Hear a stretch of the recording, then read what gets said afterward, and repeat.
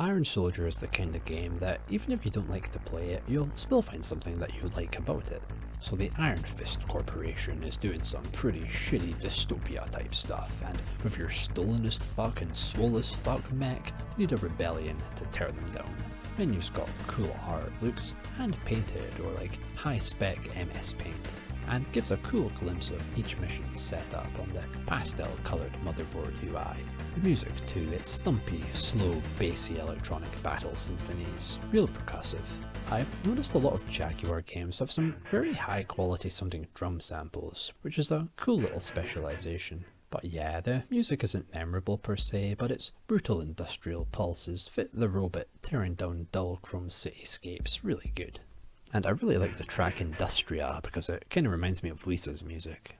You choose weapons before every level, unlocking more as you go. Rapid fire, arcing grenade blasts, rockets, a self-controlled drone, and my favourite, your big fucking sausage hand fists, which are actually really good for smashing up buildings and look like punching trees in Minecraft. Each level's mission is usually just destroy building, requiring a trek to the other side of the city. Some throw you straight into the middle, while others are an assault on the city's innermost structures. Sure, you're mostly just smashing shit, but it's still got enough variety. You fight and turret buildings to raid their health and ammo supplies. That's the core gameplay loop here. And it's well balanced. The enemies are a threat, so you need to be accurate and smart with your weapons, since you're, such a huge, slow, hulking mass. You're powerful, but carelessness will cost you. The camera turns are equally as slow, so close combat isn't ideal either. The action can escalate, so you really gotta avoid getting overwhelmed. Positioning the camera can be a wee bit awkward though. Getting your mech turned around so the camera can face forward takes a bit of twiddling around.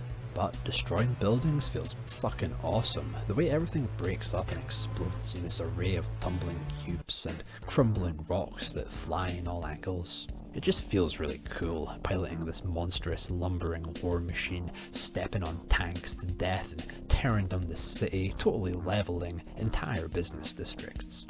My only problem is just a mission-specific thing I need to destroy is often not very clear.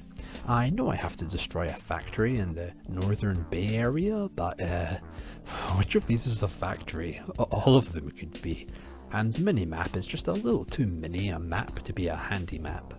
That's really my only gripe. It's a little tedious working out where I'm needing to be when you're such a slow big target. The acceleration works similar to Cybermorph's, and when not accelerating, the D-pad aims. It's alright considering both movement and camera controls are done on a D-pad. It's a bit cumbersome, but it's very appropriate for such a big bulky robot. The distance you can shoot and see is pretty heckin' far. I mean, there's a really great depth here, a real vastness and scale to these cities. It's impressive. The skyboxes, the colour schemes, the distant buildings and structures all blending into the horizon. It's some perfect ambient city exploration. The cute blocky little neighbourhood houses, the cone trees, the big boats stocked by the sheen white pillars of the factory chimneys. It all blends together to make some amazing low poly landscapes. Like the kind of creative layouts you'd see on those children's town map carpets, only, with more war crimes, depressed colours and imposing skyscrapers. Like this bridge and how it tries to mesh into the skybox's colour to give the illusion of being a really long bridge leading off into the colossal megacity in the distance. It's just oddly really well set out and immersive for such an old 3D game. You can get sucked into these minimalist locations as if you can almost believe they'd exist. Like, just imagine a city as flat as this, with army bunkers alongside both road and waterfront. It's minimal enough to where it resembles a real city, but just nothing makes sense or feels nearly realistic. The symmetry of it all only adds to this unnatural feel of this oppressive metropolis. It's heavenly sparse, like an abstract Lego project by crazed architects.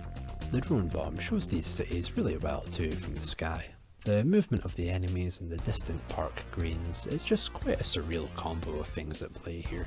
Colour-coded districts by the waterfront, artificial lakes, walled-off desert fortresses linked to the city by trailing wire road patterns. Iron Soldier is a great game, some real Jaguar AAA. I have some definite hold-ups, but they're mostly just me problems, to be honest. I mean, it's a really good meaty kind of game. and once you save the world, you get a statue in your name, except in the name of the big motherfucking mech you were driving. It's like you yourself are your own trophy, and that is quite nice.